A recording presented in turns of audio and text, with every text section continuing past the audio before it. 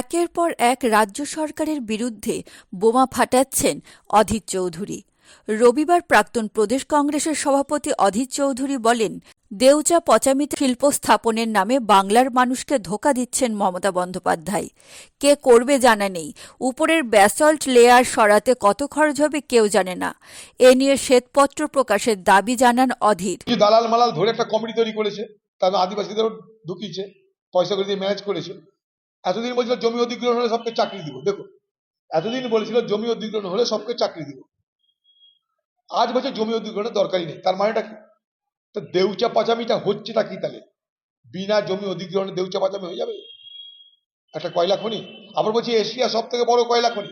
তো এশিয়ার সব থেকে বড় কয়লা খনিতে জমি লাগবে না, জমি অধিগ্রহণ করতে হবে না? তো ভারী মজার জিনিস। আজকে সর্বত্র ওপেন কাস্ট মাইনিং হয়, মাটি বার করে। এখানে বলছে আন্ডারগ্রাউন্ড মাইনিং হবে। এই আন্ডারগ্রাউন্ড মাইনিং কখন লাভজনক হবে কি দেউচা পাচামির ক্ষেত্রে বলুক? বলছি না তো, আমরা যদি শ্বেতপত্র প্রকাশ করি, কখনো বলছে জমি অধিগ্রহণ হবে, কখনো বলছে হবে না। এর আগে বললেন কি জমি অধিগ্রহণ সময় সবকে চাকরি দেওয়া হবে। কি চাকরি? Civic volunteer. এবং দেউচা পাচামিতে জমি অধিগ্রহণের নামে আরো জেনে রাখুন, তৃণমূলের নেতারা তারা দালালি করা শুরু করে দিয়েছে। তোর জমি এলে তোকে এত টাকা দিব, সেই জমিটা খরিদ করে নিচ্ছে তৃণমূলের নেতা কায়দা করে। জমিটার দাম বাড়ছে, ওই জমিটা কায়দা করে খরিদ করে নিচ্ছে।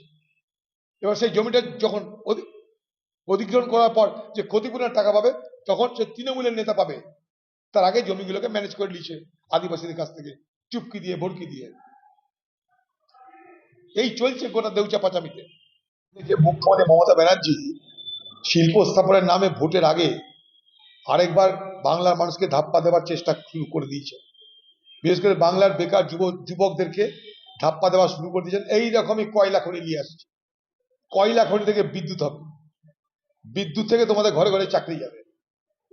কত চাকরি? একটা দিল না, 1 লক্ষ চাকরি হবে নাকি? 1 লক্ষ চাকরি হবে। কিন্তু কয়লা খনিটা কে করবে তার গল্প জানা নাই, তার খবর জানা নাই। কোন বেসরকারি পুঁজিপতি কয়লা খনিতে অংশগ্রহণ করছে কয়লা তুলতে তা আমরা জানি না, তার দরদাম কত তা আমরা জানি না। এতদিন বলছিল 1 লক্ষ লোকের চাকরি হবে, যা জমি দখল হবে বা অ্যাকোয়ার হবে সেগুলো সব চাকরি হবে, তাদের ঘরে ঘরে চাকরি হবে, যাদের কাছে জমি অধিগ্রহণ করা হবে। এখন বলছে জমি অধিগ্রহণ দরকারই তো নেই, অর্থাৎ চাকরিরও দরকার নেই, সামান্য জমি হলে হয়ে যাবে নাকি? আন্ডারগ্রাউন্ড মাইনিং হবে। এবার জিজ্ঞাসা আমার এইটাই যে এই কয়লা খনি তার উপরে যে ব্যাসাল্টের লেয়ার আছে, সেই ব্যাসাল্টের লেয়ার সরাতে কত টাকা খরচ, আর সে ব্যাসাল্ট খরিদ করবে কে? এছাড়াও তিনি বলেন, মালদা মুর্শিদাবাদের ভূগোল বদলে যাওয়ায় উদ্বিগ্ন প্রাক্তন প্রদেশ কংগ্রেসের সভাপতি অধীর চৌধুরী। এদিন সাংবাদিক বৈঠকে তিনি বলেন, 14 থেকে 15 বছর হয়ে গেল, কি করেছেন মমতা বন্দ্যোপাধ্যায়? বন্যা হলে মানুষের তৈরি, আর ভাঙন হলে ভগবানের বলে দায় এড়াবেন। তুমি কি লন্ডন ঘোরার জন্য আছো? শুনে নেব আরো কি বললেন। আমি টাকা দিয়ে গেলাম, ধস সারতে নাকি টাকা দিয়ে গেল। টাকা কোথায়? টাকা কোথায় খরচ হলো, কে টাকা খরচ করলো, কিভাবে টাকা খরচ হলো, কোনো হিসাব নাই। ব্যাস, এবার ভাঙন হবে, তারপরে গিয়ে বলে চাল নাও, ডাল নাও, কটা পয়সা নাও, হয়ে গেল। কি চলছে? গোটা মুর্শিদাবাদের ভূগোল পাল্টে যাচ্ছে, মালদার ভূগোল পাল্টে যাচ্ছে। ওদিকে ঘাটাল পরিকল্পনা করবে, তারও কিছু হয় না। ভাঙন, তারও কিছু হয় না। আর কিছু হলেই বলবে, বন্যা হলে বলবে মানুষের তৈরি বন্যা, আর ভাঙন হলে বলবে ঈশ্বরের তৈরি ভাঙন। আমি কি করব? তা তুমি কি করতে আছো? তুমি লন্ডন ঘোরার জন্য আছো?